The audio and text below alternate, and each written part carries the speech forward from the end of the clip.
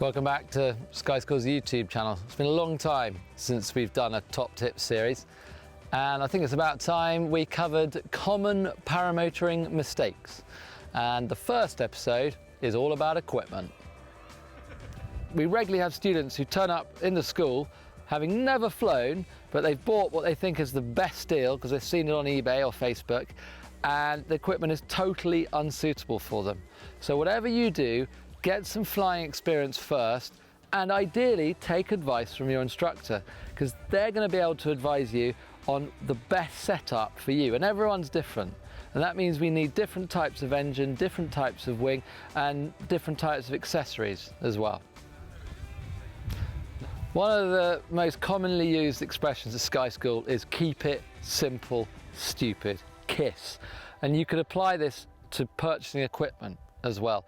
You do not need to have the latest gadgets, the latest devices when you are a brand new beginner paramotor pilot. Those can come later when you've developed more experience and you know what is going to be suitable for you.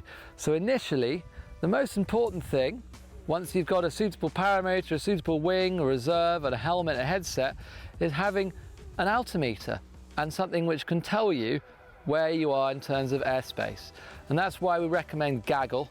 Gaggle's a great app, and we use it on all of our Sky Week trips, and we think it's absolutely fantastic for paramotoring.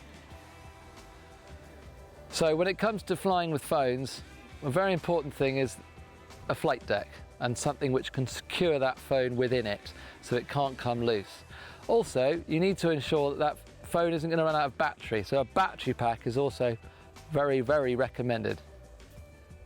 One of the most common mistakes that pilots make, no matter their experience, is using old fuel, especially British pilots, because they don't fly for a long period of time, maybe from October until February, March, when the storms abate. And the mistake this causes is damage to their engine, okay? Because you lose the viscosity with the oil and the fuel mix. So ideally you want to take that old fuel out and throw it away somewhere correctly, or if you insist on using it, mix in fresh oil and fuel, ideally Motul 800 with a Viterazzi engine. One of the golden rules, no matter where you go nowadays, is never start a paramotor on the ground, only ever start it on your back, ideally wearing a helmet, and ideally in an open area which you can control to ensure that other people, children, animals, etc. cannot come anywhere near your spinning propeller. And then before we start, big shout, clear prop, having ensured that the airspace or the space behind you is indeed clear. Every engine is different, even from the same manufacturer and the same model, so it does take time for you to get to know your engine. Okay, so a common mistake that people are going to be making, over priming and then just continuing to pull start until this thing wants to actually break. So if after 3 pulls it's not starting, take the engine off, double check that you have indeed primed it sufficiently, or and have not made the error of over priming it and therefore flooding the carb.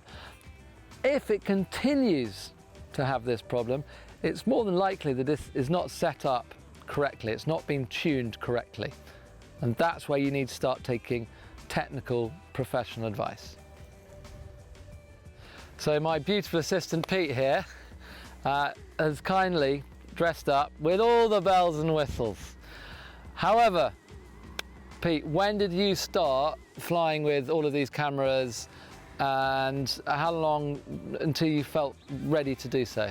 Probably best part of 1.5 years before I started carrying any cameras of any description. First one was on the helmet, which is out of the way, but then you can see I've dressed up with numerous cameras. So yeah, everything you wear that's not normal is a snag point. You will get a line caught sometimes, trust me, it's happened to me, so it's not always the most advisable thing to do. The other thing I like about Pete's setup here is he's got goggles as opposed to sunglasses, and tell us why you've got that. Reason being, when you got your ear defenders on, if you've got glasses on, it tends to break the seal, and then you're going to get engine noise and wind coming through, so you can't always hear commands on the radio, you can't hear co-pilot speaking to you. So it's best to use goggles because they come straight down, straight on, and you're covered. And also glasses will tend to let wind come in and your eyes are going to water in the cold especially. Goggles, ski goggles, any type of goggle like that, it stops the wind coming in. What I like about this Envolo setup is the attachment points here, so there's no risk of these coming back and going into the propeller. However, with ski goggles, you just have to remember that you haven't got anywhere to fasten them on, so there is that risk if you put them on top of your helmet. So all of these things need to be thought through, and that's why we say keep it simple, stupid when you start out as a paramotor pilot. One of the common misconceptions beginner pilots have is that because they're not flying very high, they don't need to fly with a reserve. This is wrong. You should always have a reserve. It is your last chance. It is your backup. It's inexpensive. Your life is worth a lot more than the price of a reserve.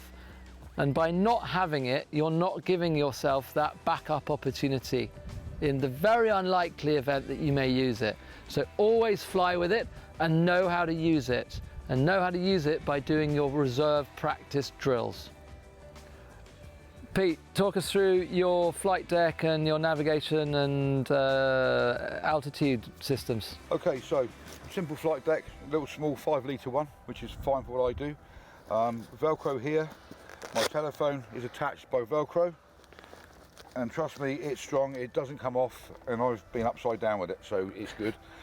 Also, I have a battery pack inside, plus my sandwiches, and the lead coming out, so I know I've got plenty of power. I'm not going to run out when I'm in flight.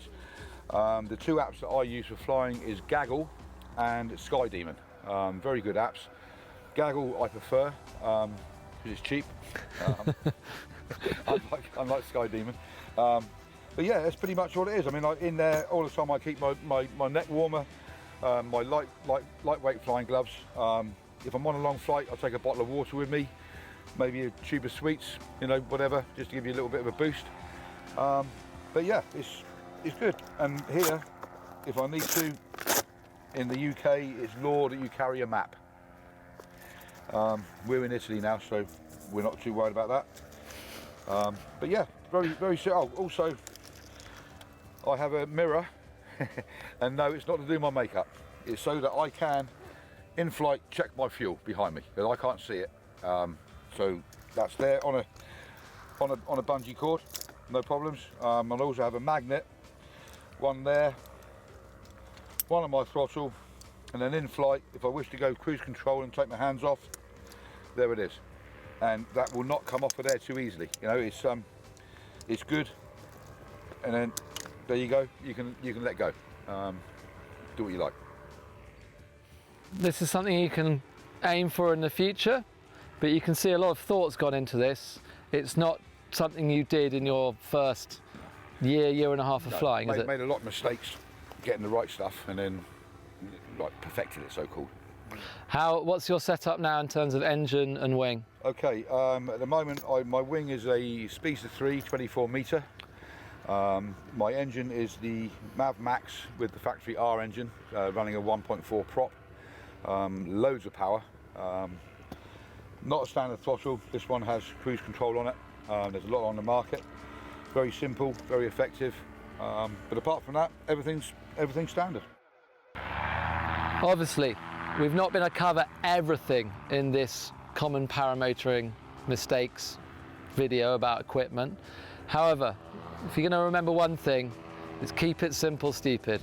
If you've got any questions, leave them in the comments and we'll be more than happy to answer them for you.